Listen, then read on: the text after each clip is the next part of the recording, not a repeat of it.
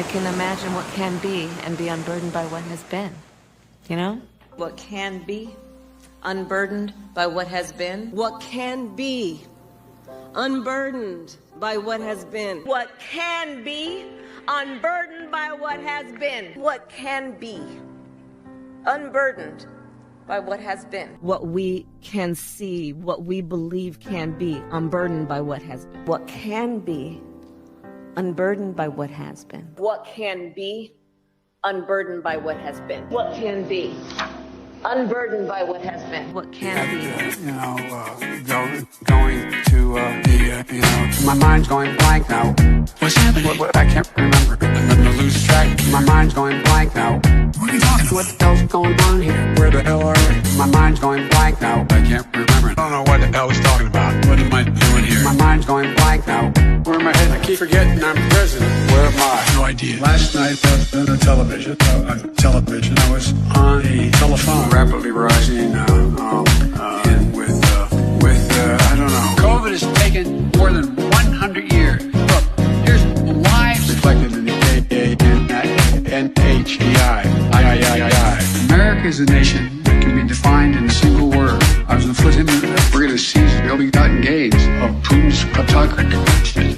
Yeah. NATO's purpose is to defend against aggression. Let me make that near and dear to you that you would like to be able to. Anyway. My mind's going blank now. What's happening? What I can't remember. I'm gonna lose track. My mind's going blank now. What are you talking about? What the hell's going on here? Where the hell are we? My mind's going blank now. I can't remember. I don't know what the hell he's talking about. What am I doing here? My mind's going blank now. Where am I headed? I keep forgetting I'm president. Where am I? No idea. I don't think as the idea that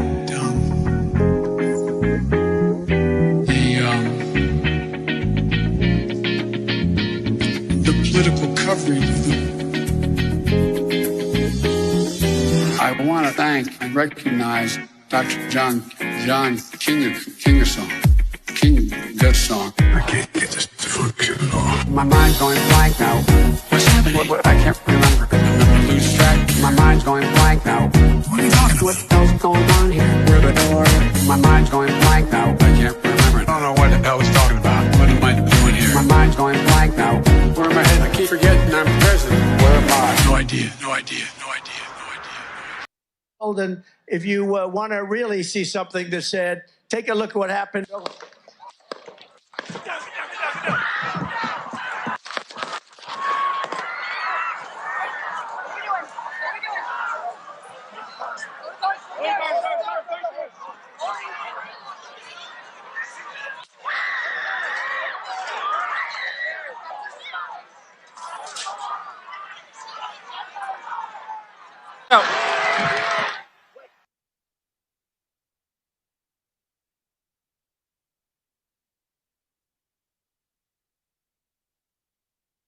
Welcome back once again. This is Chris Report, and he assured me that St. Simon's down in Boulders.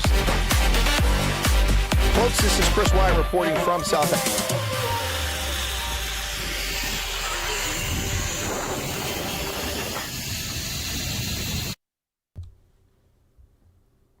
Hello, folks. Welcome back to Chris Wyatt Reports. This is Chris live in central Pennsylvania. I had a breaking news story earlier of the amalgamation of data pouring out from the, what are you going to call it? Cover-up? The ineptitude? What is it? It's one of the two. The attempt on Donald Trump's life that's now just falling apart. The cover-up is unraveling as the minutes go by. Covered that story earlier. It's unbelievable what's happening in the world, here in America especially. It's beyond the pale. We really can't fathom just how corrupt and evil people really are who are elected representatives, those who control our media, those who control our corporate interest. You know, it's fascinating for me. I spent my entire life defending the Constitution so these people can crap all over it. It's shocking to say the very least. Let me say hello to everybody in the chat before we get into the news for today. George is here. Welcome to you, Hendo. Vilma Rasmus dropping a bucket. Esther Kotza. Hendo is back once again. The moderator extraordinaire, Ulrich Fenter, Myra Page, James Bowie, Grasshopper dropping a bucket. Then we got Mike is in from Eastern Pennsylvania. Who else we got here? Gus, and then Freelance Kate, Miss Pumba, Janet Liddy, Fansal Kogenberg, Leah Minar, and the singer is Dean Chancey from Texas. He's a friend of the program and someone who's very fond of South Africa. He wrote that song for South Africa and several others.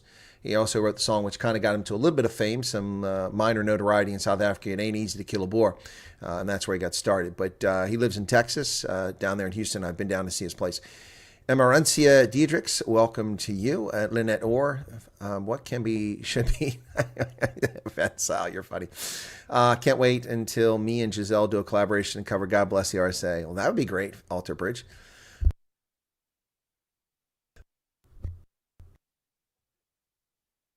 Good evening, George from Heckport. Charles Van Olsen, the voice of reason. Giuseppe Garibaldi is talking about Cheslin Colby and Curtly Ironside. I'm not sure where that came from, but thank you for sharing that. The South Africanization of the United States, exactly what we're going through, folks. PK says it is the same. James Moriarty is here. He's busy outwitting Sherlock Holmes at this hour. Diane McMeekin, welcome to you, Diane. Gabriel's in from the Schweiz. James Bowie, Jax is in. John Jarvis, welcome to you. You like the article? Thank you, John.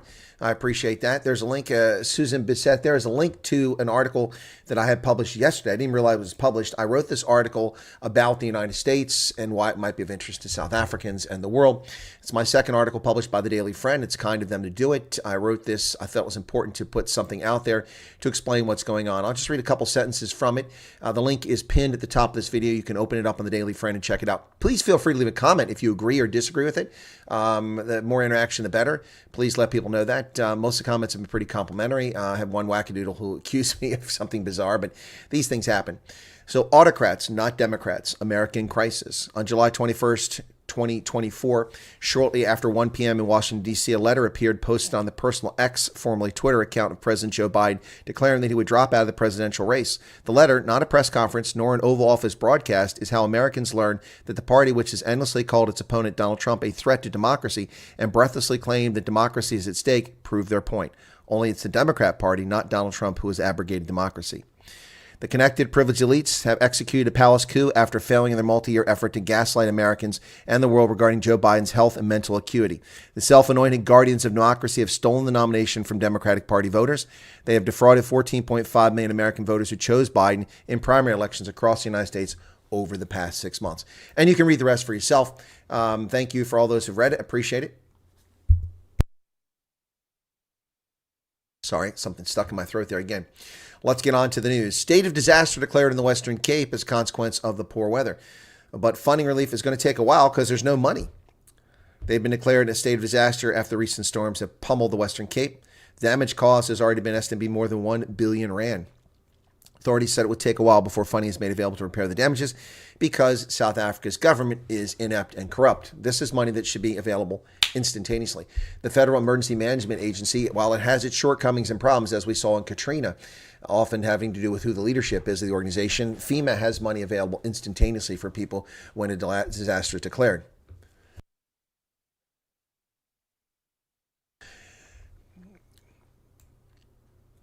So the Western Cape government under the Democratic Alliance proves once again they are politically to the left of center. The DA is not a centrist party. It is not a conservative party. The Democratic Alliance is a leftist political party. And this comes on the heels, of course, of the Democratic Alliance hailing the designation of a law signed by Cyril Ramaphosa on climate change. Western Cape government welcomes Ramaphosa signing the Climate Change Act, which will accomplish virtually nothing. The MEC for Local Government, Environmental Affairs and Development Planning, Anton Bradel, said while this milestone is being celebrated, the swift implementation of this act is of great importance and needs to be acknowledged. It underscores our collective dedication to safeguarding our environment, communities, and future generations while capitalizing on opportunities that promote economic growth. How so? How so? How does it do it? The president's endorsement is a testament to South Africa Western Cape's commitment to ensuring a sustainable future, particularly a sustainable food basket for all. Okay, so how? We prioritize equitable access to resources, education, opportunities, empowering all residents to actively participate in climate action. You empower equitable access. What does that mean? Does that mean black folks and white folks get the same resources? And what are these resources you're talking about? This is not a centrist party. It never has been. Anyone who believes that is drinking some Kool-Aid. Yep, they're drinking some Kool-Aid. Master Yoda, thank you for your long-time membership. It looks like it just got renewed. Wow. Ladies and gentlemen, I'm here to tell you that climate change has led to a severe drought in Cape Town. Climate change is causing a drought in Cape Town. Oh, wait. That was the lie 5 years ago. Sorry. 6 years ago. Oh, yeah, I forgot that lie. Remember that one? Yeah. The real news is all but one of Cape Town's dams are overflowing. The overall storage rate is 99.3% after the latest cold front, according to the city's dam report. The dams are 5.4% fuller than they were just a week ago and 20% fuller than they were 4 years ago when the city last experienced a water crisis 4 years ago in 2020 after the 2018 climate fake scare. Ladies and gentlemen, I tell you and I submit to you once again, when the population base of a metropolitan area grows fivefold, from less than 1 million to over 5 million people in the greater metropolitan area. When water consumption is exacerbated by industrial and light industrial production and the use of water that occurs in the 21st century, vice what water people were using 120 years ago. And I submit to you that on top of that, when the infrastructure is full of leaky pipes that leak fully 45% of the water before it ever reaches the hands of people, and on top of that, we have poor water usage, particularly water taps in communal areas in places like townships that are left running for hours on end, wasting water. This is why there's a water shortage in Cape Town, not because of drought. Yes, there was a drought, but the drought was not exacerbated to the point caused by human action. Yeah, the human inaction is what caused the drought in Cape Town. Human inaction, the failure to upgrade, maintain, and service the water infrastructure, the failure of a gray water plan, the failure of any reusage of water, just ineptitude of authorities in the ANC, the National Party, and the Democratic Alliance, all of whom are responsible for the water crisis that occurred in Cape Town and for the ongoing water crisis in Nelson Mandela Bay. The National Party, the African National Congress, and the Democratic Alliance all complicit in the failures of water service delivery for these people. And on top of that, South Africans themselves are responsible for this. Their irresponsible behavior in having children that they cannot support in an environment that cannot sustain them. Put it back in your pants and behave yourself, or move to a place that has the resources so you can have 6 children. Case closed. The United States has sanctioned folks in South Africa for their involvement in terrorism. 2 alleged ISIS agents in South Africa, a haven for terrorism financing and transit and support. The United States has sanctioned what it alleges are 2 active Islamic State financiers operatives in South Africa. Abu Bakr Swala was described as an active South African Zambia-based ISIS operative. Zayed Gangat was named as South African-based ISIS facilitator and trainer. U.S. Treasury described the 3 as key financiers and trusted operatives who enable the activities of ISIS and its leaders across Central, Eastern, and Southern Africa. They also served as crucial links in the far-flung ISIS operations, including affiliates in DRC, Mozambique, Somalia, and cells in South Africa. And there you have proof positive what I've been telling you for decades, folks, well, here and in the intelligence community, that South Africa is a haven for terrorist operatives and financing. One of the reasons why they're graylisted financially, because of money laundering and terrorist financing. The South African government doesn't take it seriously, although they claim to, but that's simply a lie, a bold-faced lie. Well, Equatorial Guinea says it won't release 2 South Africans until the vice president's house is given back. Strange thing is, I think I saw earlier that one of the gentlemen did get released. Equatorial Guinea's president wants his son's properties back before releasing Frick Potgieter and Peter Huxham. I've read that Peter Huxham's been released now, but the villas were seized in an execution of a court order. These people have nothing to do with these residences. 2 South African oil engineers have been imprisoned in Equatorial Guinea for 17 months. Won't be released until South Africa returns 2 Cape Town houses, which the South African court ordered to be seized from Equatorial Guinea's vice president. That was the message that Equatorial Guinea's president, Teodoro Obang Nguma Mbangsogo, delivered to the then International Relations Cooperation Minister Naledi Pandor back in May. Wow. The houses in Bishop's Court and Clifton, which were owned by Equatorial Guinea's vice president, are worth tens of millions of rands, though they are steadily falling into disrepair.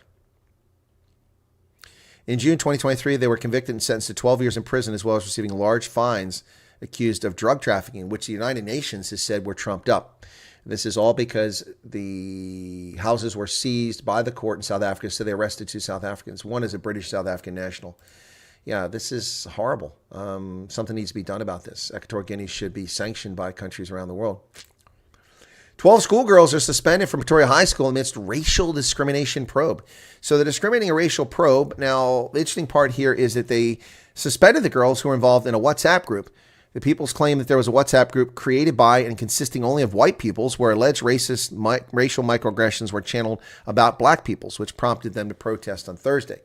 There's a host of other grievances that are related to the principal addressing, not addressing cases, bullying, yada, yada. Now, that's a reason to talk about suspension of people as bullying, all these other actions. But a WhatsApp group, people are allowed to be bigots. People are allowed to be racist.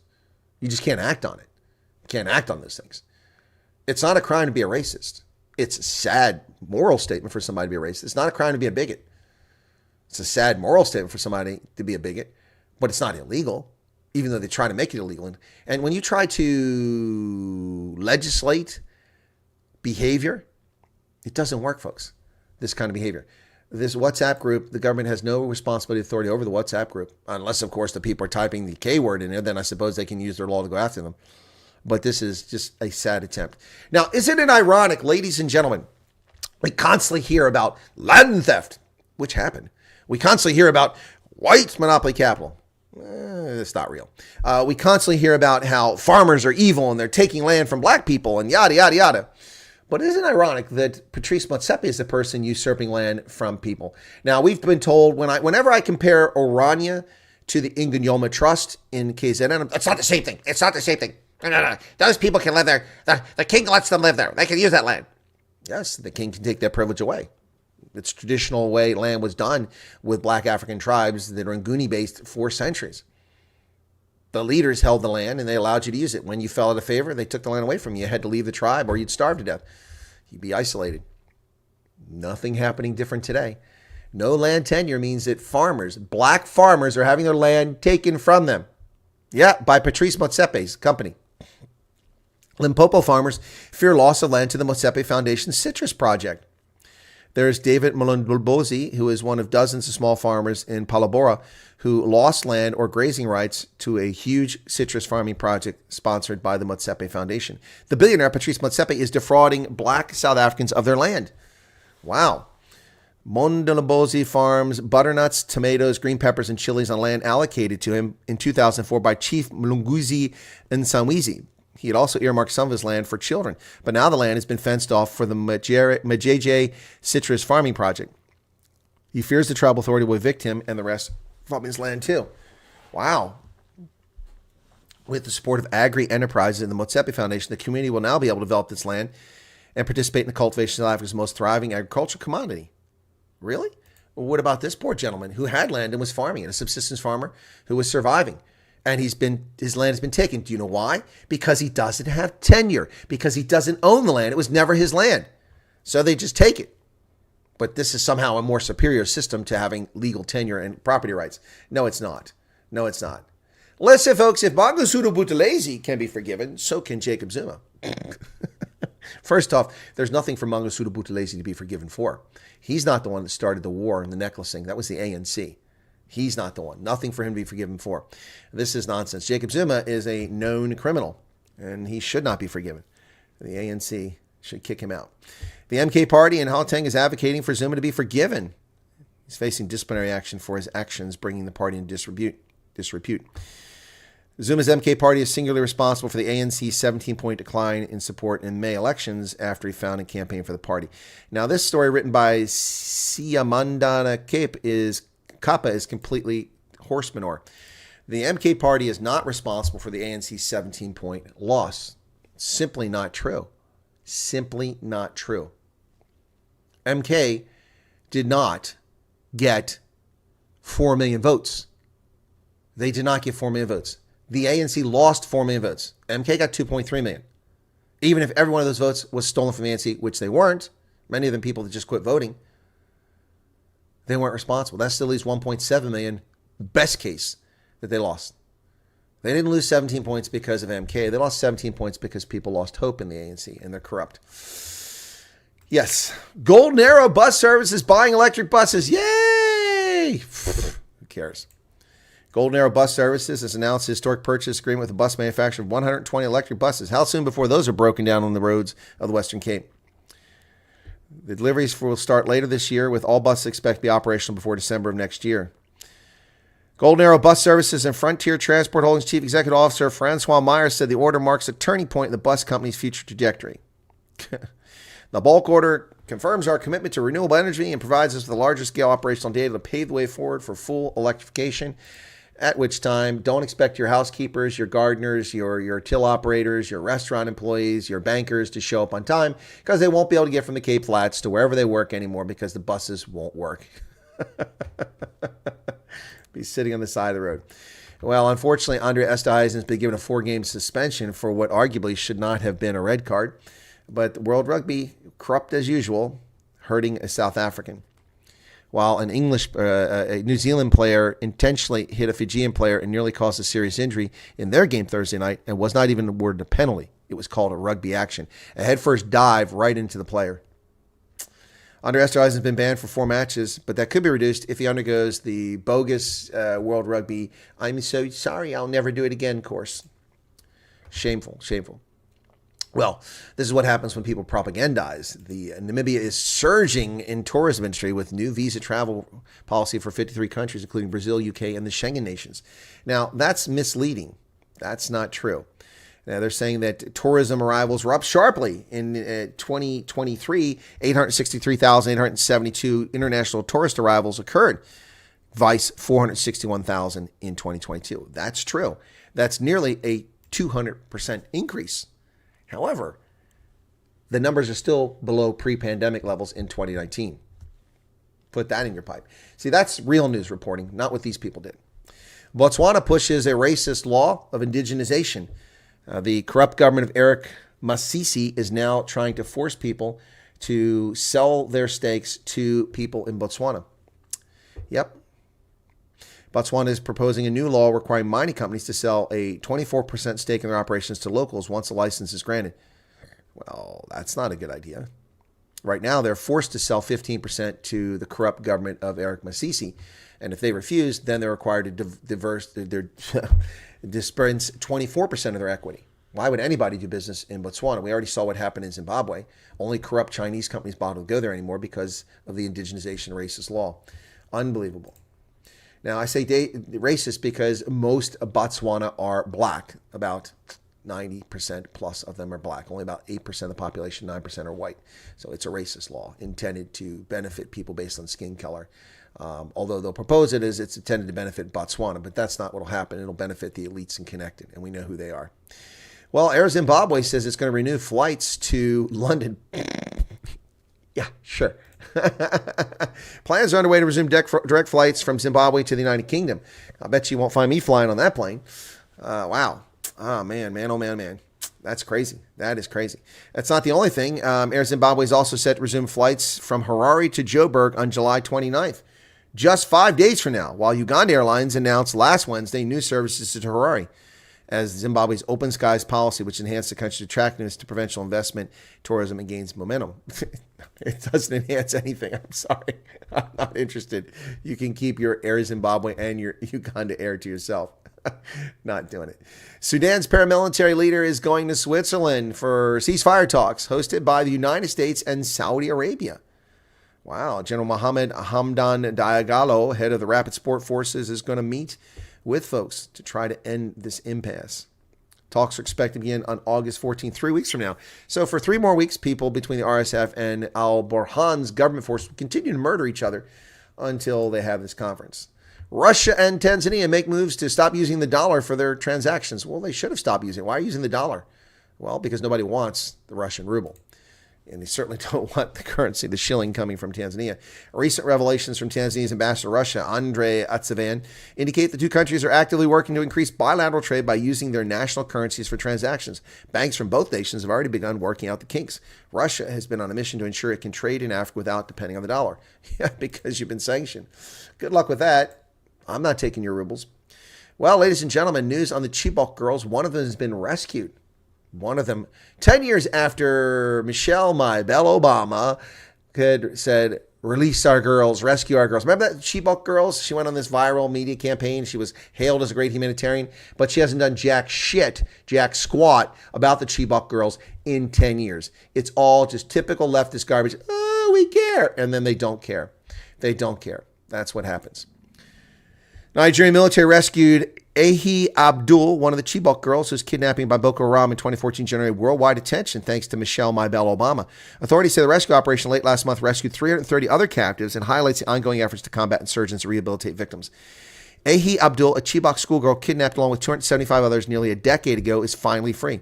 She spent 10 years in the Sambisa forest where she says she was forced to marry 8 Boko Haram fighters who raped her and bear them 2 children. Other captives were also handed over. But Abdul explains how she was discovered. She suggests that some of the girls may not want to return. Wow. She says, now that I'm out, I can continue with my Islamic education.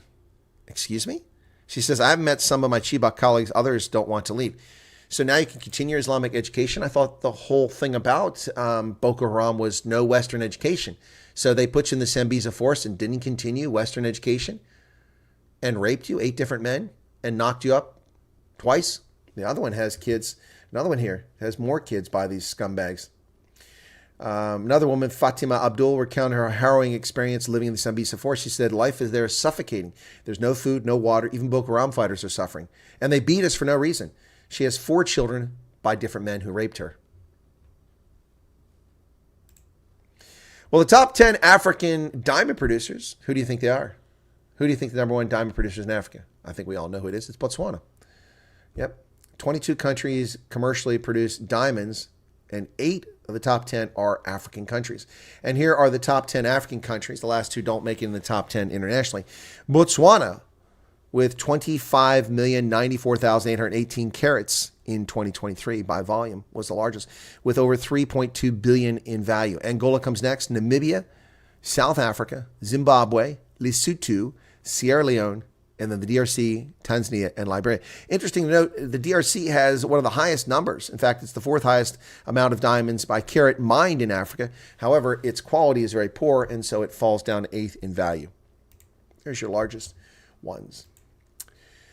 Well, ladies and gentlemen, the latest threat to emerge from Gaza is polio. Israeli authorities have found polio virus in wastewater. Unbelievable. Israel's military declaration that it had found remnants of poliovirus in sewage in the Gaza Strip was a reminder that 9 months of war have unleashed threats beyond bombs and bullets. The virus has been all but eradicated in most of the world, but courtesy of Muslims, it was taken to the Hajj from Nigeria a few years back, and we had to start another campaign to eliminate the virus in the wild because Muslims carried it to the Hajj and then spread it all over the world. Benjamin Netanyahu finds an altered landscape as he comes to speak to government, including the fact that Cackles Harris didn't bother to show up and greet him. Neither did Sleepy Joe Biden. Prime Minister's speech to Congress risks antagonizing both Democrats and Republicans in the midst of an election year. Israeli Prime Minister Benjamin Netanyahu's address to Congress drops one of the world's most polarizing politicians in the middle of an unprecedented U.S. political shakeup. Well, we'll see what happens with that speech. Taiwan is facing a typhoon, preparing for a strange one. Monsoon rains hit the Philippines, killed 13 people. There's a container floating down the Marikina River as monsoon rains worsened by offshore typhoon Gami on Wednesday. Typhoon Gami's outer skirt was bringing heavy rain to much of Taiwan, where a direct landfall is expected today in the evening in the northern county of Lialan. Fishing boats were recalled to port amid turbulent seas, while air travelers are rushing to board overseas flights before the storm arrives amid numerous cancellations, not caused by Microsoft. Emmanuel Macron has rejected the political left's prime minister candidate, saying we're not going to do anything until the Olympics are over. Left-wing parties stopped quarreling and tapped little-known civil servant for the job, but Macron says nope, no prime minister till after the election. There is Lucie Castex, who is the leftist candidate to be the prime minister. Well, meanwhile, the Paris Olympics are about to begin, folks. The Paris Olympics. Did you know that? Did you care? I don't. 100 years after Paris last hosted the Olympics, they're taking place in Paris. And the world is very different. In fact, the world is so different that the most important overriding concern of the Paris Olympics is that they have achieved gender equality.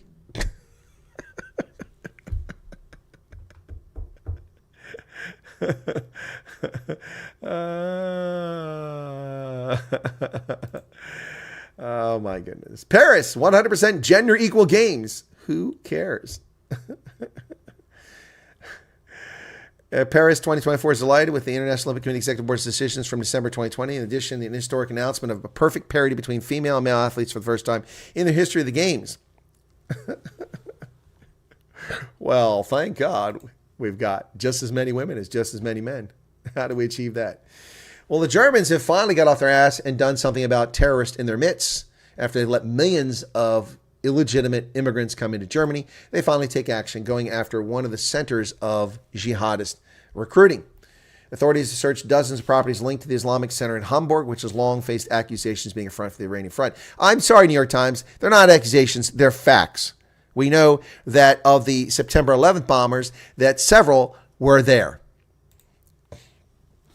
Germany banned the Islamic Center in Hamburg on Wednesday, saying this extremist organization supports Hezbollah and acts as a front for Iran's supreme leader. Well, finally, they take action against a legitimate German political party, the Alternative for Deutschland.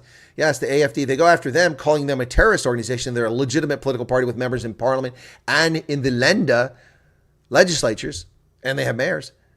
They're a legitimate political party, elected office. But because the leftists in Germany's government and so-called rightists in the CDU, who are not rightists, they're also leftists, attack a legitimate political party, they've designated them terrorists a long time ago.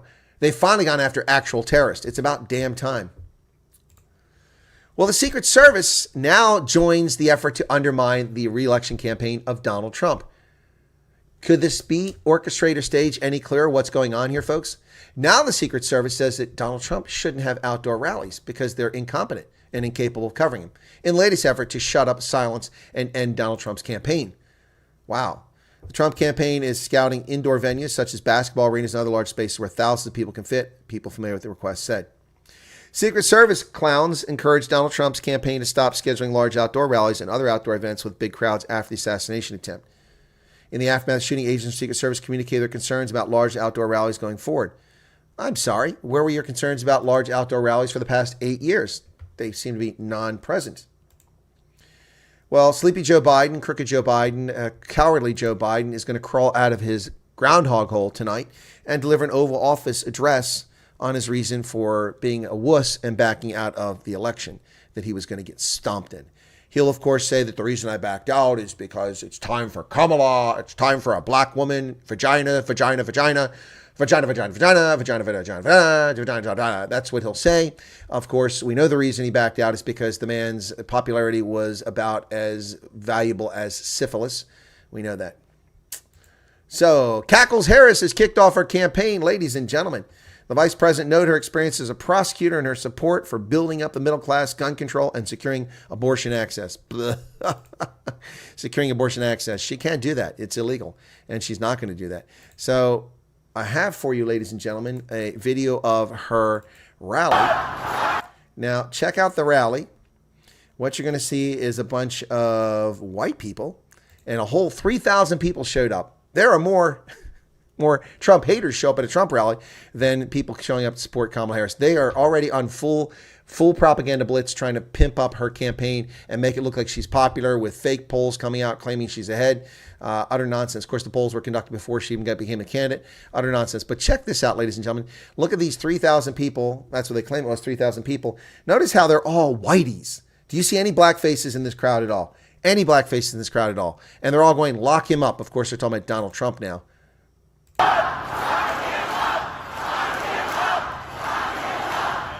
Oh, wait. There's one black woman and an Indian fella there. Sorry, I missed them in the crowd. I missed them.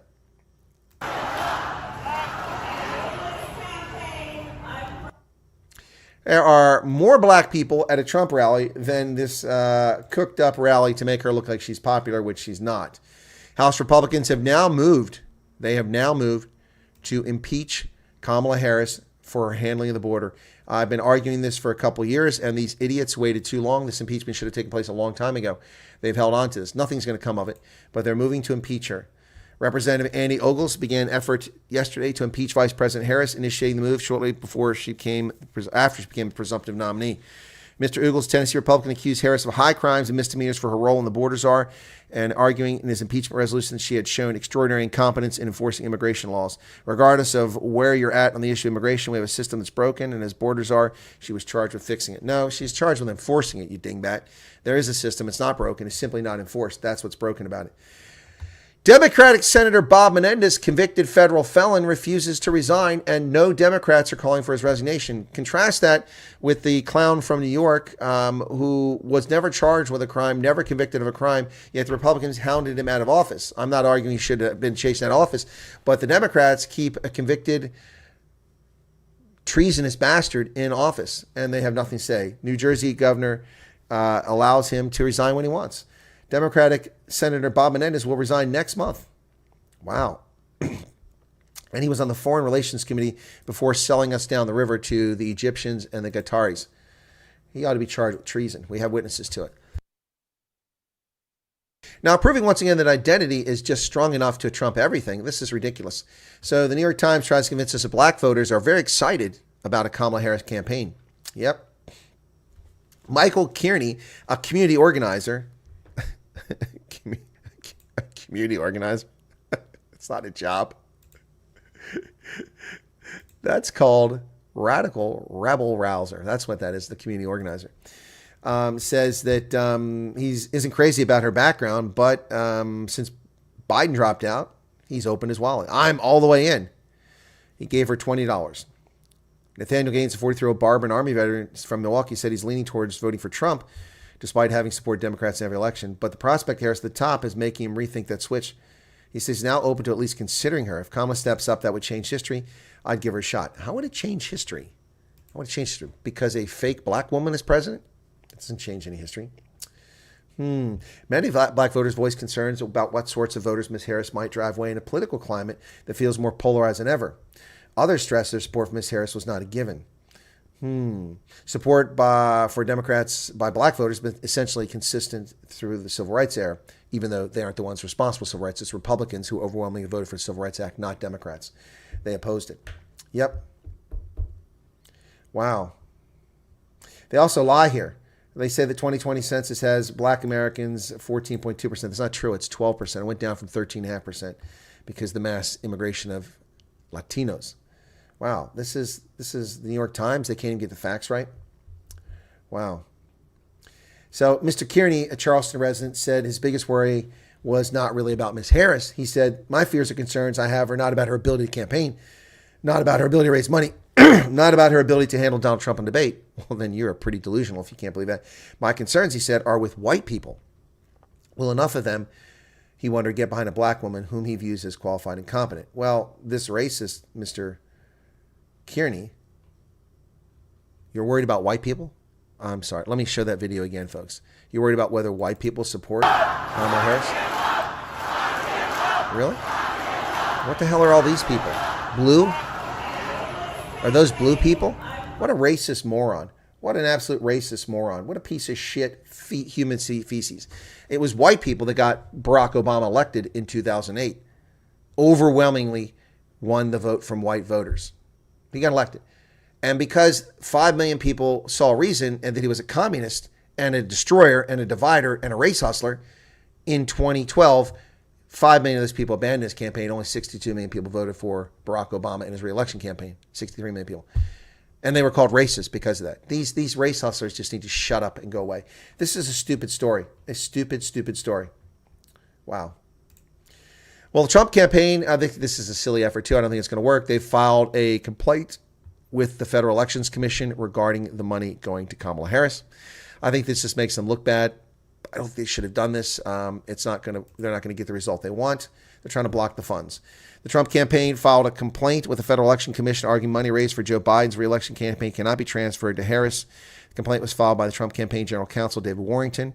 It says they have a thinly veiled effort to get $91.5 million contributions from one presidential candidate to another. Yep. Let's see, $91.5 million heist of Joe Biden's leftover campaign cash. I don't think it's going to work. We'll see. Ladies and gentlemen, people are already coming out in opposition to Kamala Harris, including the Catholics. That's right. Catholics warn of Kamala Harris's record of anti-Catholic bigotry. Yep. Vice President Kamala Harris's pro-abortion views and anti-Catholic bigotry are ringing warning bells for advocates of the faith, which has 71 million members in the United States. Since the day she stepped into public life, Kamala Harris has epitomized gross incompetence, corruption, and shameless bigotry that have become the mark of hard-left politicians. Wow. She has specifically targeted people of faith and pro-life Christians for their beliefs in defense of the most defenseless in our society. Well, now the issue has come to the fore, not just her skin color and her genitalia. Well, Elon Musk has refuted claims that he was donating $45 million to the Trump campaign's PACs. Well, the problem is, if that's true, he's a liar. I saw his post. Scientists, you got to get over this. President Harris, you're in love with her. Musk said it was not true that he was planning large monthly donations, but said he created America PAC and is making lower-level donations. Well, first off, this is why I've told you all along that Elon Musk is unreliable leftist. He's not a conservative. Don't fall for that for a second. This guy loves leftist causes. He's been a fan of California, Silicon Valley for years and had no objections to things. The fact that he bought Twitter, he didn't turn it into a free speech platform. There are plenty of people who are still banned on Twitter. And the fact that people who are knowledgeable can't get any traction on there and can't get any views and can't get follows because people don't see their tweets shared with other folks is proof positive this guy is a hoaxer. When it comes to that, look, I don't think evil of Elon Musk, but I saw his tweets. He said, I wholeheartedly endorse Donald Trump 100%. Yet now he's saying he's not a cult party. He doesn't want to be part of a cult of personality. Well, then why did you endorse Donald Trump in such a fashion? Why didn't you just say, I'm going to vote for Trump? That's different than saying I endorse him. On top of that, he said he was donating $45 million per month to a political action committee. Now he claims he's the one that founded the political action committee. He's not going to get $45 million. This is why you can't trust Elon Musk. Never trust a guy. He's like a jilted lover. He'll stab you in the back every chance he gets. Yep. So Elon Musk is interfering in elections just like the Democrats are. Yep.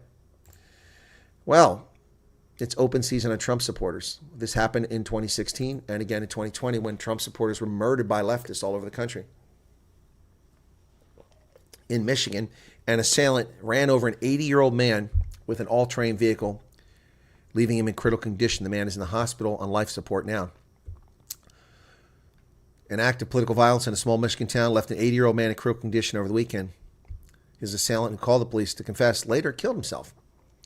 So this man removed Trump signs from the gentleman's property. He went out and was in an act of putting them back when he found them moved, putting them back when this guy drove an all-terrain vehicle over an 80-year-old man because he doesn't like Trump. This is how demonic leftists are. These are the same people. Same people. Unbelievable.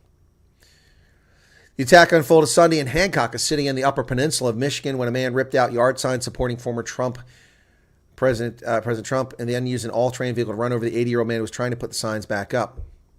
Wow. Then he called the police and said, come get me, and then he killed himself. Good riddance.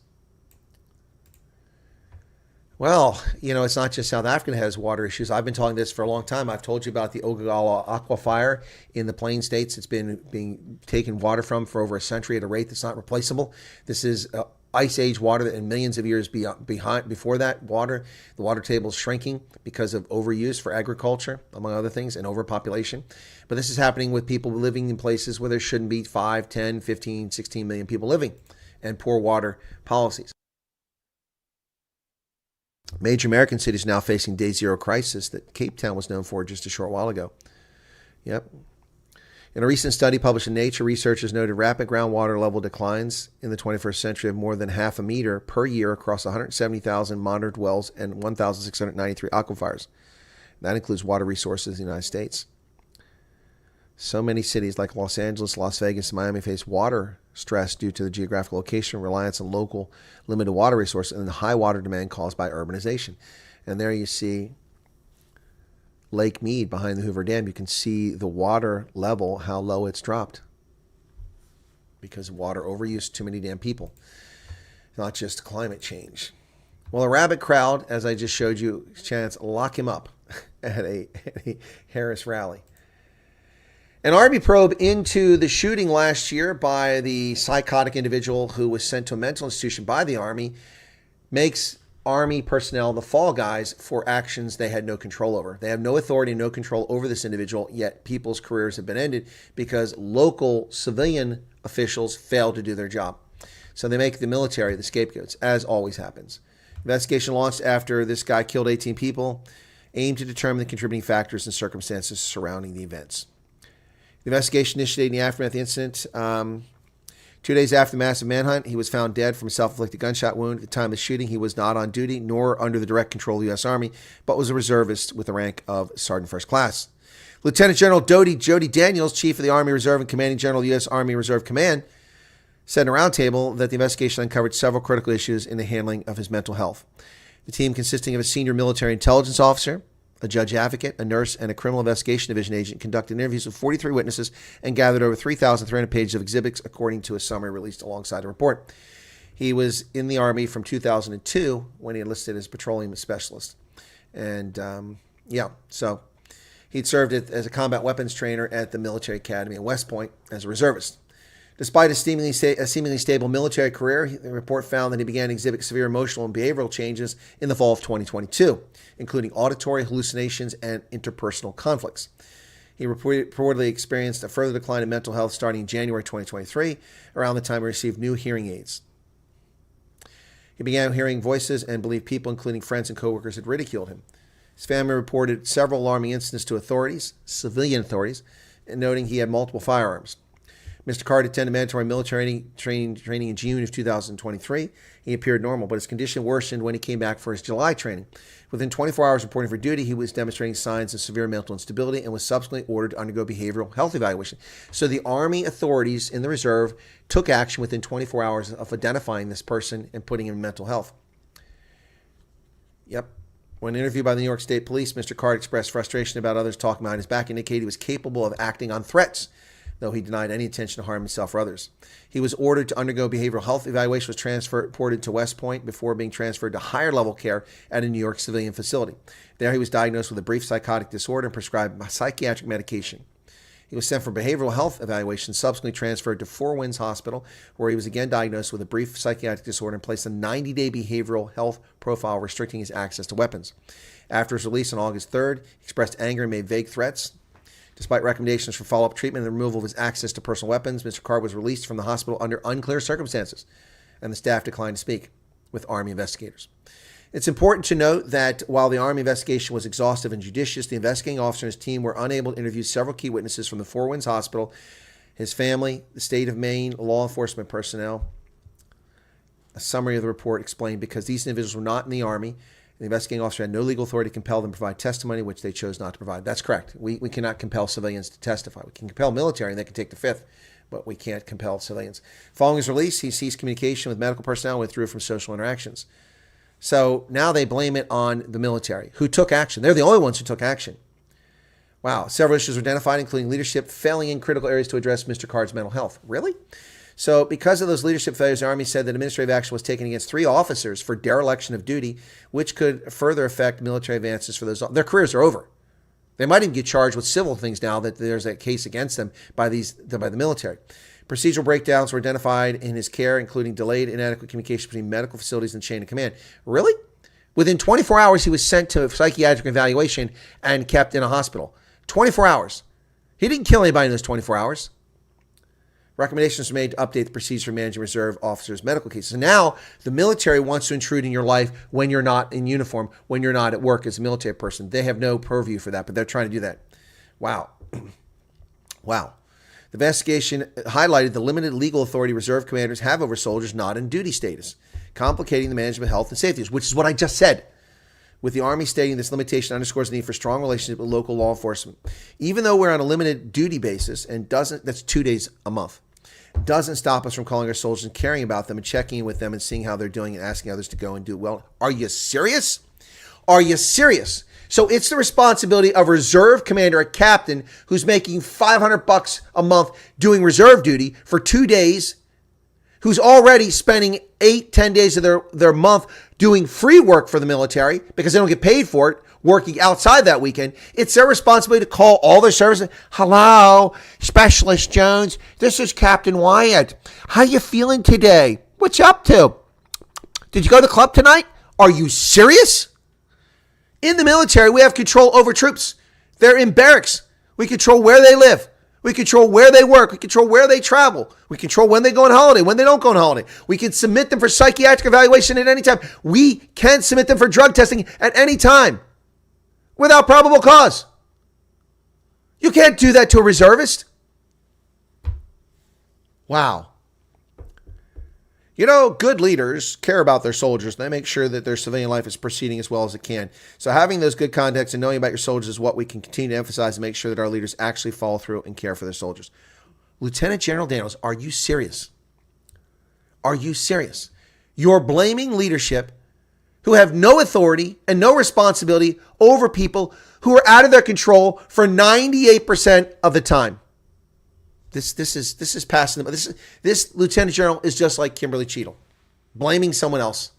Blaming someone. It appears by all reports in the investigation that the only people who took the situation seriously were soldiers in the chain of command, leaders in the chain of command, and the United States Army Reserve who put him in psychiatric care and transferred him to a civilian facility. They're the only ones who took it seriously, and they're the ones who are paying the price. Unbelievable. This is shocking. The only accountability is the only people who are accountable. The only people who are responsible. The people who are responsible are the ones paying the price for the failure of civilians. Civilians never held to account. Well, interesting story here. A Pennsylvania Girl Scouts Council fires people for using the wrong pronouns. And not the way you think, folks. Pennsylvania Girl Scouts Council fires counselors over using campers' pronouns. One of the largest Girl Scout councils in Pennsylvania has fired 4 camp counselors at a popular overnight summer camp after they addressed a camper in the child's choice of pronouns. Officials from the Girl Scouts in the heart of Pennsylvania on Tuesday confirmed to Penn Live that they fired the counselors at Camp Small Valley in Halifax after the counselors violated council policy and referred to the child by he, him pronouns. Girl Scouts in the heart of Pennsylvania say the organization is inclusive and serves all girls, but the actions of the counselors had gone against written guidance. Recently, it came to our attention that one of our summer resident camp participants, who is a biological girl, was identifying as a boy and using he, him pronouns. While Girl Scouts in the heart of Pennsylvania is committed to inclusivity, identifying as a boy and using male pronouns becomes a complex issue in a setting that is a space just for girls. This introduces subject matter that may be considered sensitive or not appropriate to discuss in a youth program setting without staff who are specially trained, and they sack them for calling the little girl a boy. Well, I don't know if you saw the video, the massive blast of one of the geysers in Yellowstone, folks. Wow, the geyser went crazy. Blast of rock, water, and steam sends dozens running for safety and destroys the catwalk around this geyser. The Biscuit Basin boardwalks. Man, look at that. Look at the Park Service rangers out there in the aftermath. This thing, woo. Surprise eruption with hot steam, water, and dark color rock dirt dozens of feet into the sky, sent people running for safety. Nobody was injured. The hydrothermal explosion happened at 10 o'clock in the morning at Biscuit Basin, a collection of hot springs a couple miles north of the famous Old Faithful geyser. Wow. That was something. That was something to see. Well, ladies and gentlemen, too much to our shame, a drug promoter, a druggie, a person with questionable morals, it will be carrying the Olympic flag, Olympic torch, I should say. Snoop Dogg set to carry the Olympic torch ahead of the Paris Games opening ceremony on July 26th, 2 days away. Rapper Snoop Dogg is set to carry the Olympic torch during the final leg of its tour across France ahead of Friday's Olympic opening ceremony in Paris. Wow. Snoop is already an Olympic gold medal commentator, generating tens of millions of views for his highlights, commenting on Peacock of the dressage competition during the Olympics. So he was commenting on dressage. What does he know about horseback riding? Molly Solomon, executive producer and president of NBC Olympics Productions, said last December. That performance alone has earned Snoop a job as our special correspondent in Paris. We don't know what the heck is going to happen every day, but we know he will add his unique perspective to our reimagined Olympic primetime show. Something I probably won't be watching much of. Snoop Dogg. Good Lord. Unbelievable. Well, ladies and gentlemen, a judge has overturned the murder conviction of a Missouri man who was in prison for 30 years, despite being innocent. Christopher Dunn has been serving a life sentence without parole for a crime he claimed he did not commit. A judge on July 22nd overturned the murder conviction of Missouri man Christopher Dunn, who has spent more than 3 decades in prison for the fatal shooting he has maintained he never committed. Mr. Dunn, 52, was convicted of first-degree murder in 1990, shooting a 15-year-old Rico Rogers. He has been serving a sentence of life without parole. His conviction was primarily based on the testimony of 14-year-old DeMaurice Stepp and 12-year-old Michael Davis Jr., who claimed they witnessed the shooting. They later recanted as adults, claiming they were coerced by police and prosecutors. No physical evidence linking Mr. Dunn to the crime, but the 2 boys told police that they saw him standing in the gangway of the house next door just minutes before the shots rang out. That is unbelievable miscarriage of justice. No physical evidence, and this man spent 30 years in prison for first-degree murder on the testimony of children. How does that happen? Now, I'm not a person who believes in the nonsense of the systemically racist system, but you have to wonder, Did race play a role in Mr. Dunn's wrongful conviction? Now, we don't know he didn't do it, but the evidence was sufficient. It was not sufficient to convict him. There was no evidence, just the testimony of 2 children. Well, in her campaign debut, Kamala Harris has steered left, according to an op-ed piece in the Wall Street Journal. The implicit message of her first big campaign, swing voters. Who needs them? So she goes hard left with abortion and other things instead of focusing on bringing the center in. Yeah, Kamala Harris is off to an abysmal start to her campaign to become the next president of the United States. Whew. All right, let me get to the chat and see what's going on. Thanks for tuning in, folks. Appreciate it. That's the news for today. Took an hour to get through it. Let me get back here and see what's said in the chat here. What do we got going on here? Hey, Samir is in from Tbilisi. Welcome. I actually saw a story on Georgia today. I decided not to report on it. It was interesting. Talking about how people were pining for the days of communism when, bankrupt enterprises were carried by others and they had a good life at the expense of others. But now they have no jobs because there's no money to be made in their inept mining operations. And so they want communism back. Hey, Gabriel. Arctic is home. Interesting. Call it the cover-up that would have shaped the nation, but we have a short attention span, so forget after 2 days. All right, PK's here. Samir, good to see you again. Samir and I hung out in Marseille. Gus, how's it going? It's so sad that we let people divide us even when we know better, says PK. Mm-hmm. Dylan says, it's a great article. Thank you for that, Dylan. The money was available immediately, but sorry we took it for the inauguration. It's like we're just playing along with their game. Yes, it is. Can USA Security lie more than Ramaphosa? Apparently they can. Master Yoda, thank you for your membership. We know the truth, but somehow we are made to believe it's not real. Exactly. Clive Streak is here. Susan Bissett, drink water. What else? Hendo, Dylan, climate change. People are drowning in Cape Town. Exactly. Well, that's the climate change. They made it rain. All I do is win, win, win, no matter what. I got money on my mind. And every time my hands go up, and they stay there, and they stay there. All I do is win, win, win.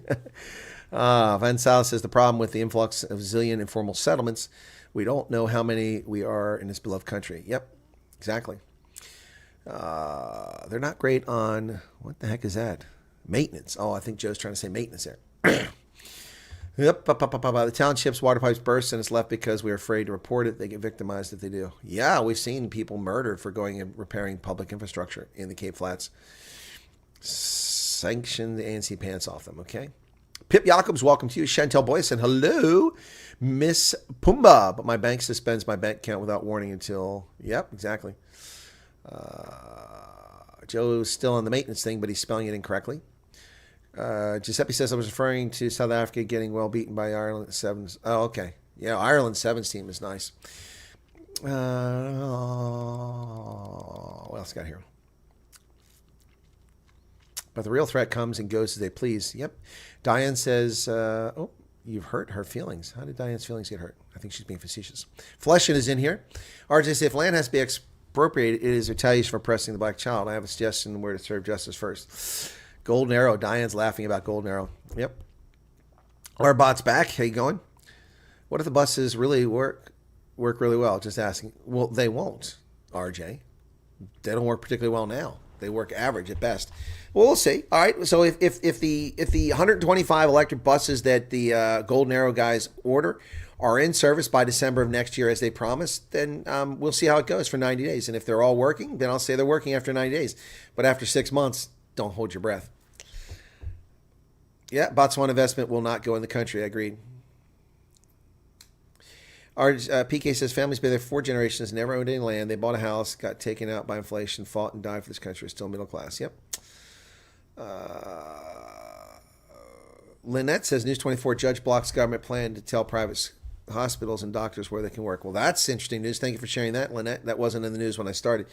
RJ says Pinole stated it well by saying if you swap Santon and Alexander today in less than 10 years, the status quo will have returned. It's not about the land, it's about the people on it. Exactly. Well, if we say that, we're called racist, but he can say it. Gutter was apparently contracted for Gutter for security. Well, Gutter has is Gutter one of the countries that has the major ports. Dubai is the port. Sorry.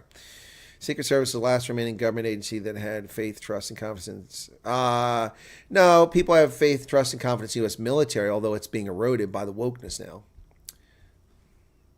Well, if you've ever seen a rent-a-crowd, there it is. Exactly. That was the... Hey, Marilyn, how's it going? Promote people can't do their jobs. Unbelievable. She said she was an Indian previously, now she's black. Yeah, she can't make up her mind. She's like Obama. Oh, my granddad on the beaches of Normandy. Yeah, but you're just up there with, the swizzy priest there who, Plymouth Rock, Americans didn't land on Plymouth Rock, land on black people. Remember him? Jeremiah Wright, the racist in chief. And, of course, he's the priest of Barack Hussein Obama. Any wonder he behaves the way he does? No, they're not saying F him. They're saying lock him up. That's for Biden, or for Trump. Scientists would vote for Harris. Well, then you'd be responsible for the continued decline and irrelevance of America. Thought it was the younger generation that was so disrespectful.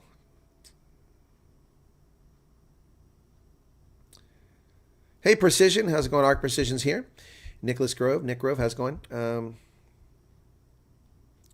Nobody messes with Old Faithful. Yeah, Old Faithful's pretty cool. I've been there. Jan Durant, welcome you. What's with the makeup? Drop in a bucket. Hopefully Joe will remember for showing how vulnerable humans are regardless of earthly stature.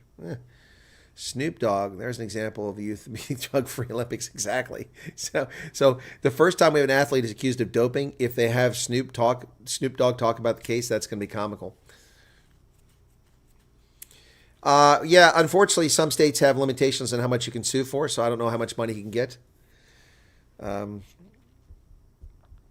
By the way, do please take a look at the front on video of action of stage 1 second. Trump touches the air and drops the ground. I don't understand what you're saying, Keith. I don't understand what you're saying.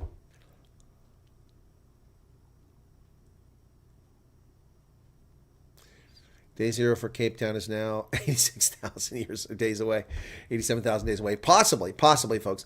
Yeah, hit that like button. It doesn't cost you anything but a moment of your time, folks. It's been an interesting, spicy day so far. Can we refer to the attempt on Trump's life as a falsination? If you want, you can call it whatever you like. It's shocking.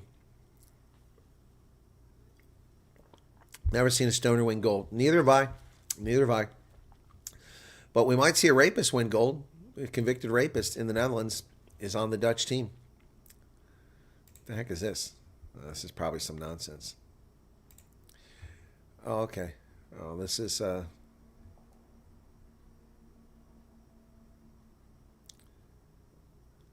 Inshallah.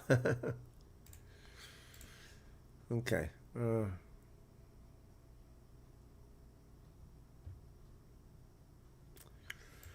Sorry, I was just getting something from LinkedIn there. I thought it was important. It wasn't. Getting lots of job offers coming in the mail here. I mean, I think they're just job services who think that I want a job. You're going to pay me a lot of money to make me go work for somebody. A lot of money. Would you consider working at CAI? What is CAI? I don't know what CAI is. Executive Director. What's this? Executive Director.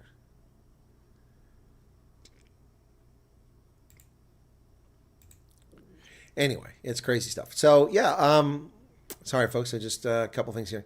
FBI Director Wray is testifying. Is he testifying now? Let's see if he's on now. Is he on now? Let's get him on here. See what Ray's got to say. Detectives or anything like that. That's if it's somebody within Secret Service's scope, that's their mandate and mission. We are a law enforcement and intelligence agency, and so if you think about it this way, we're the Federal Bureau of Investigation. We're not the Federal Bureau of Security. You might say, well, what's the difference? Well, there is a big difference. We investigate crimes. We investigate threats to national security, but we don't questions about security posture, the adequacy of resources and assets that were deployed to protect a specific individual, whether there's enough security, and certainly the staffing of that security is not something the FBI, again, we're 116 years old, has historically done. So correct. At this point, have you been able to go through the shooter's home and kind of document kind of what you found as far as evidence goes? So we have been able to search the shooter's home. So again, just sort of tying your first question to your second question now, you know, our role is to conduct an investigation of the shooter and the attack. And so we're going to conduct a painstaking, intense investigation. Yes, you are, but answer the question. We have, among other scenes that we've processed using evidence response teams, in addition to the rally scene itself, of course, we have been through the shooter's home, his bedroom, other parts of the house, etc. Have you been able to establish that he did go to a range and either zero that weapon in or, you know, at least target shoot that weapon prior to the assassination attempt?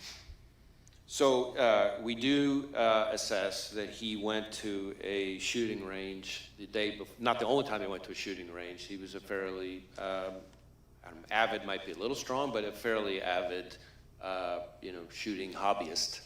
And so he went to, belonged to different sort of clubs and went to certain ranges and that kind of thing. We do believe, based on what we've seen so far, that he went to a shooting range the day before and that he shot an AR-style rifle at that range the day before. I'm not sure we know for sure that it's the weapon that he used, but I think we assess that it probably is. Have you been able to interview his parents? Yes. Yes, we have. And was there anything that was gained from that interview that would lead you to believe that they certainly were aware of what was going on?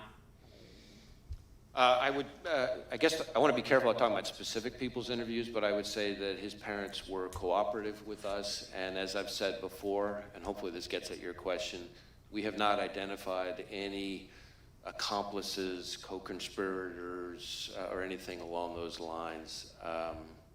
So it's the FBI's position right now that he still acted independently.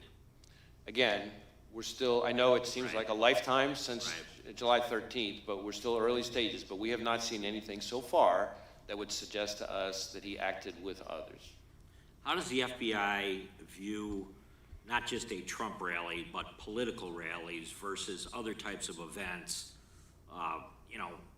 from a security perspective, compared to a college football game or any mass, large crowd type gathering?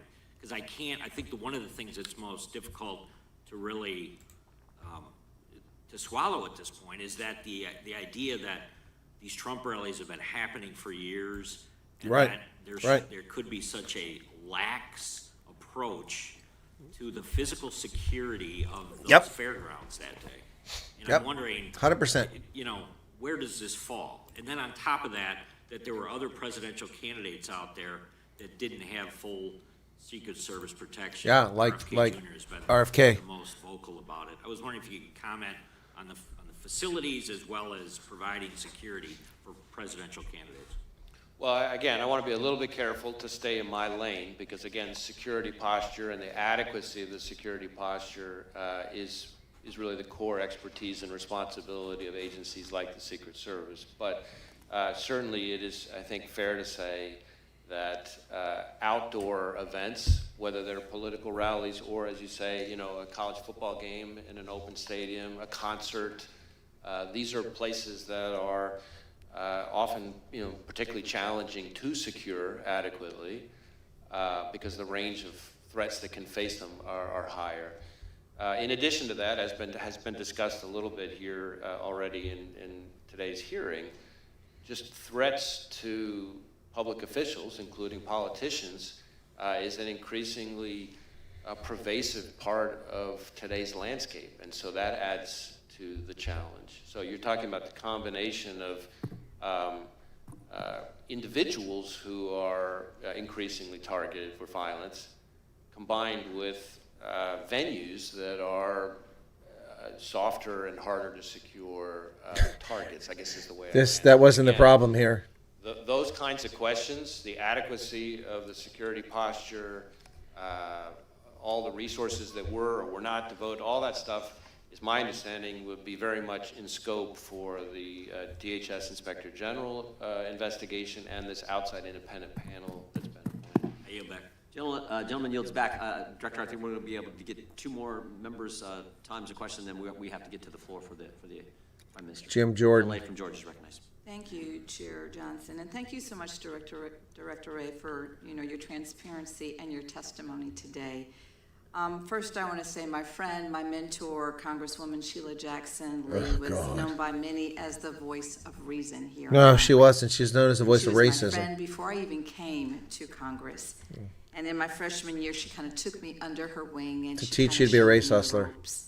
And she was a force to be reckoned with. No, she wasn't. She was a screaming banshee. Say that she will never ever be replaced. Oh, she can be replaced by a doorknob. She's a trailblazer, and I know that she will sorely be missed here in Congress. No, she won't be. Director Ray, I only have one question for you today, but before we get to that point, I'd just like to reiterate today that political violence is never acceptable. Yeah, unless the Democrats commit it. Regardless of how different our political values and views are, attempted assassinations are a stain to the very democratic ideals of this nation. We have endured riots on Capitol Hill on January 6th. Summer of 2020, she's got selective memory. Capitol grounds, intended for then Vice President Pence and Speaker Emeritus Nancy Pelosi. Political violence against election workers, that has been expressed today. The attempted assassination of Republican Congressman. Nancy Pelosi's husband. By his gay lover. Against the FBI agents, as you have expressed, and prosecutors, and threats to the staff. This is a scumbag trying to turn this into a partisan issue, ignoring all the violence. Congressman Connolly's staff was targeted and attacked last year. Yeah, they were. And now we have the attempted assassination of a former president of the United States. The only one she talks about on the right. Within just the last 3 years. This violence simply needs to end.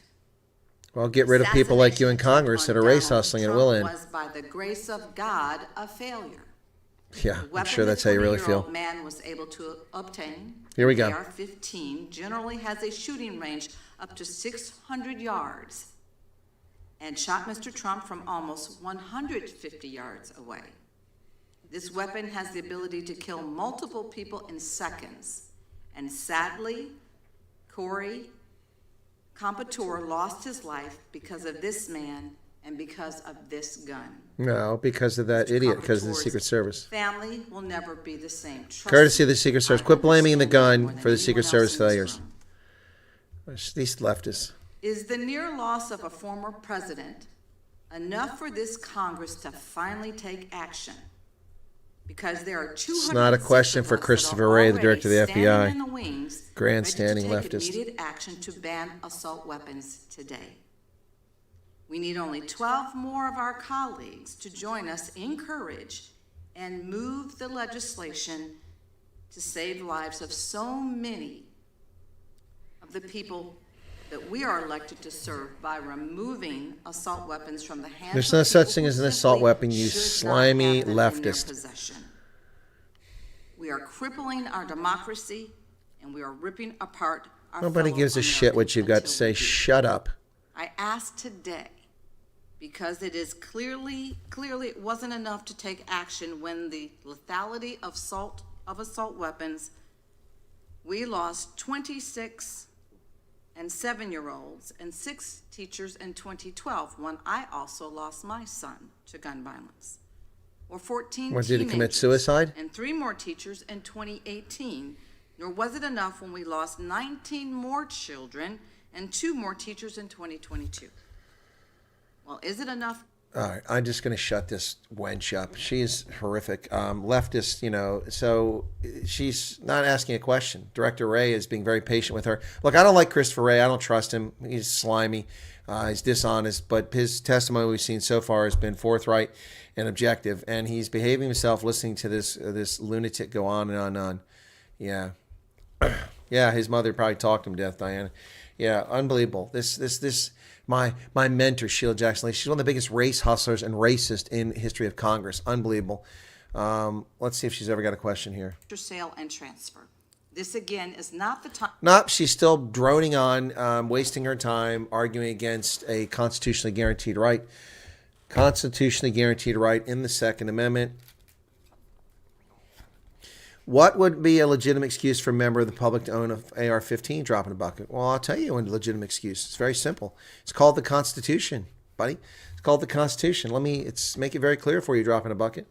Very clear. A well-regulated militia being necessary to the security of a free state, the right of the people to keep and bear arms shall not be infringed. Shall not be infringed upon. Shall not be infringed upon. Proposals, but I can tell you that we have certainly concerned about the danger to law enforcement from any kind of high-powered weapon in the wrong hands. And it hits close to home for us because just not that long ago, two great agents, Laura Schwarzenberger and Dan Alphen, down in Miami, executing a search in a crimes against children case, were shot and killed by a subject with an automatic weapon. So again, dangerous weapons in the wrong hands is something that, of course, from a law enforcement perspective concerns us, but I'm not going to wade into the legislative process. Well, Good thank move. you for that answer. I'd rather give our agents a fighting chance. Oh, you shut up. Gentleman from Oregon's recognized. Thank you, Mr. Chair, and thank you, Director Ray, for being here today. So we spend $3 billion a year on the Secret Service. Excuse me, on the Secret Service, $3 billion. And it would seem that we could and should have had a better job done a few weeks ago on the 13th than what we saw. Will you have anything to say about correcting what are the obvious deficiencies in what the Secret Service did? Well, for the most part, the deficiencies or adequacy or inadequacy of Secret Service's performance, decision-making, resources, all that stuff is in the purview of those two other investigations. That is the DHS Inspector General and so he's not going to call them at fault. Panel that's been announced.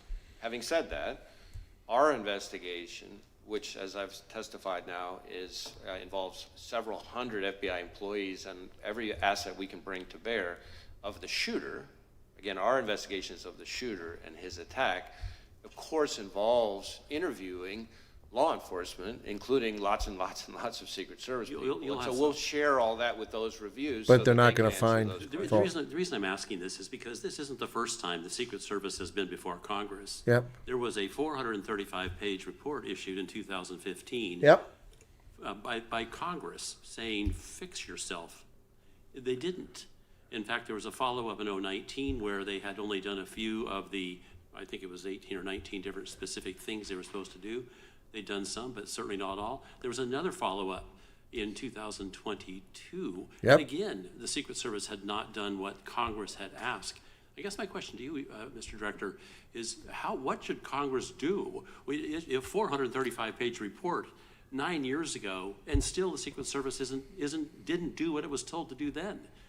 Can you help, Director Ray? Because this type of performance is not acceptable. Agreed. Well, I think even former Director Cheadle has acknowledged that this was a significant operational failure. If there are ways for the FBI to be helpful beyond what we're already doing in terms of our investigation, we stand ready to try to be helpful. I do want to say, as somebody who's been in law enforcement for most of my career, I've worked with some just phenomenal Secret Service agents. It's not the all point. the way back to my time as a line prosecutor, and they have an incredibly hard job. It's not the I point. have a lot of affection and respect for the men and women of the Secret Service. Not the I'm sure point. you do, and I'm sure you're right. But the trouble is, when Congress says you need to do these 19 things and they don't, something needs to change. Now, the director has resigned, but you're going to be in a position, because your agency is doing such a careful review, to say a lot about what should have been done.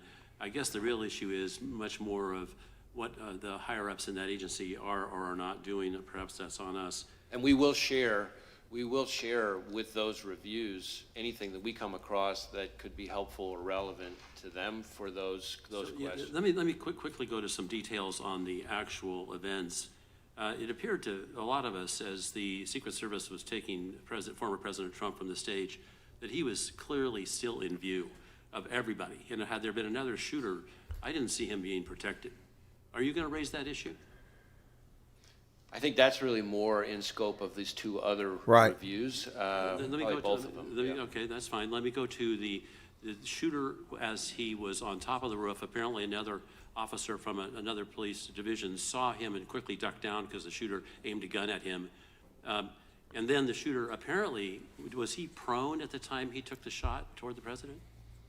So my understanding is that the local officer who that we're talking about, with the assistance of another local officer, was able to kind of get up and see onto the roof where he observed the shooter, I believe, in a prone shooting position.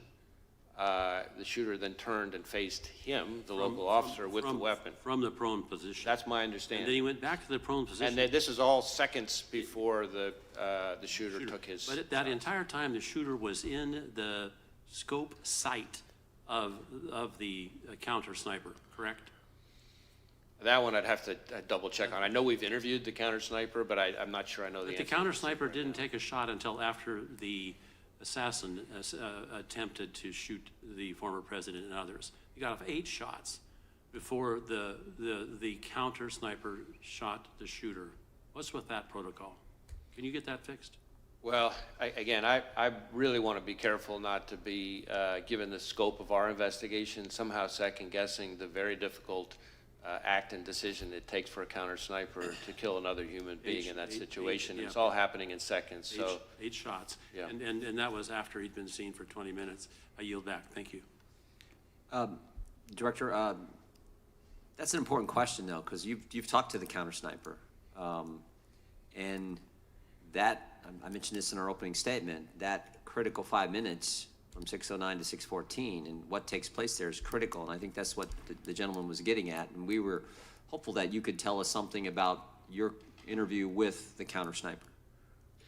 yeah, I guess I want to distinguish a couple things. There is some individual, not law enforcement, I believe, who spotted the shooter on the roof a few minutes before, but I think law enforcement spotting him with the weapon on the roof is seconds before the shot. Okay, So that's important. yeah, 'cause so I think there's two That different is things important. I think what going you're on saying there. is it wasn't maybe that if the bad guy shoots at 6:11, then you're saying this encounter with local law enforcement that Mr. Bentz was just getting into happened just seconds before that and maybe not 2 minutes before that?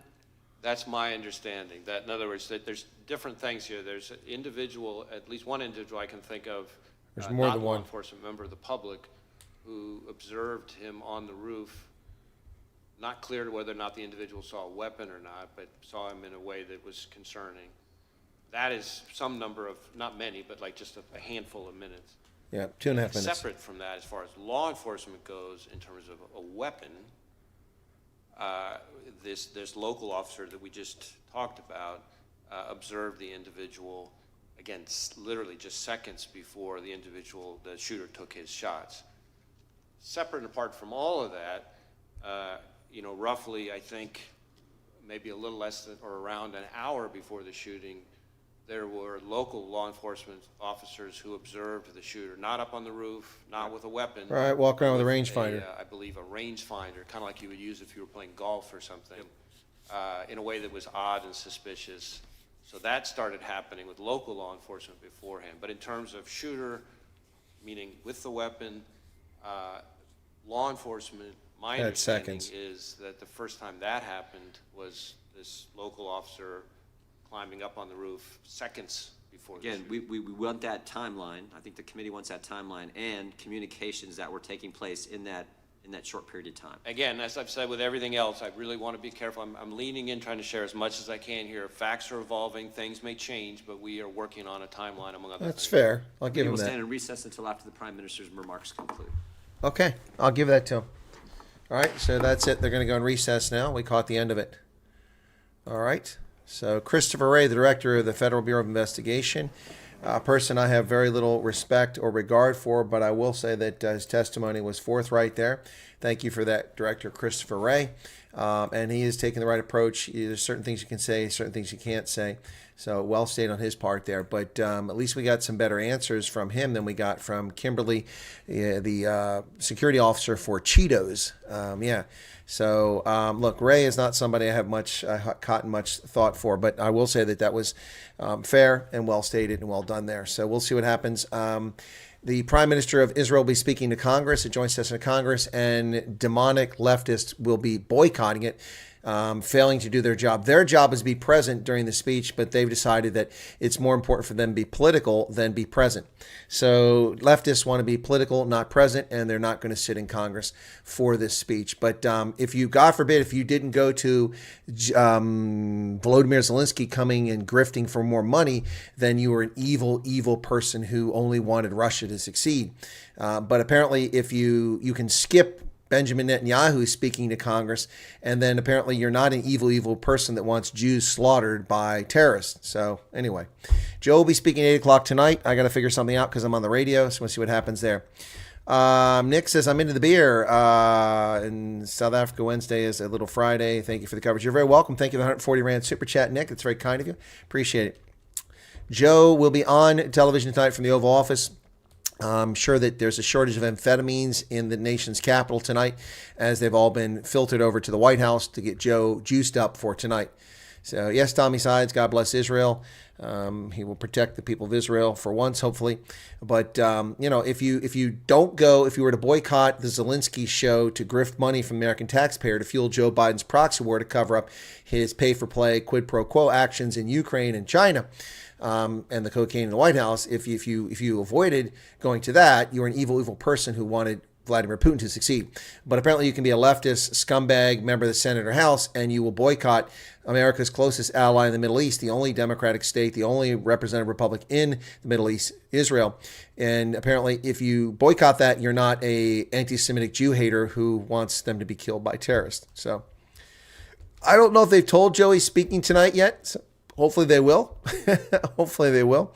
I don't know why YouTube is taking so long to bring up the super chat. This is really getting annoying. It takes several minutes before they accredit it. Anyway, thank you, Nick, for the $7.65. That's the 140 Rand converted to dollars. Thank you for that so much. Appreciate it. Thanks, everybody, for being here. Be sure to hit the like button if you don't mind. I'm going to wrap it up here. I've got my radio show tonight. I've got prep for tomorrow's interview on business. So lots of work to do. And I saw, whoa, there's the super chat finally. Thank you for that. And I saw earlier that, is it Jan Durant said he didn't like my opinions. Okay. I'm not sure what opinions you're talking about. You have to be more specific. That's not really helpful, Jan. What opinion do you not agree with? I do offer opinions on this program, but I also offer genuine analysis. And you can disagree with my analysis. You don't have to like it. But why don't you tell me what you're talking about? Then we can discuss it. But otherwise, I really don't. But thank you for watching the program. Making into political statement time rather than getting. Yeah, exactly. Jan says, great show. Thank you so much for that. You guys take care. Oh, PK, YouTube does not like my channel. We know that. The video I did earlier, the analysis, that should be something that gets 50, 150,000 views. It'll get 1,000 maybe if I'm lucky. The one I did earlier this morning, analyzing the breaking news about this investigation. All right, that's it, folks. Time for me to take a break and get some research done for my appearance tomorrow, my interview tomorrow. Is there a correlation between different states with their gun laws and their crime stats? Does Texas have lower crime rate? Dropping a bucket, that's a very difficult thing to adjudicate because there's much more involved in crime than guns. There's much more involved in crime than gun laws. There's much more involved in crime, socioeconomic circumstances, poverty rates, living conditions, overcrowding. Lots of things lead to crime. The lack of faith in a community or society also leads to it. So you can't directly attribute guns and violence. Now, there's all kinds of violence. People are stabbed. People run over with all-terrain vehicles. We've seen an 80-year-old nearly killed by someone who hates Trump supporters. Guns are not the only means for murdering people. And in fact, the number of murders in America is lower than in South Africa, a country 1/6 our size. So it's a very dangerous thing. But each state has its own laws on weapons possession and use, and many of them try to restrict and they undermine the Second Amendment of the Constitution, and they're constitutionally illegal, but they're in place and people don't challenge them. For instance, New York had a law that was over 100 years old that violated the Constitution. Only recently, last year, was it challenged, and the Supreme Court overturned that law. After 100 years of people being denied their constitutional rights. It's generations of Americans who are denied their right to keep and bear arms properly. So, PK says, after search for your channel, you want to subscribe to it. PK, my recommendation is that you make a bookmark in your browser. If you're on your phone, I'm not sure how you do that, how you make a favorite for it. But yeah, no, I appreciate that. Thank you for looking for it. No, it's all part of the shadow banning. It's all part of the shadow banning. We know how it works. Anyway, that's it. Thanks a lot, everybody. Have a great day. And y'all take care. Appreciate you being here. God bless. It's always a pleasure. Thank you very much for your thoughts, your comments, your super chats, and your likes. Cheers.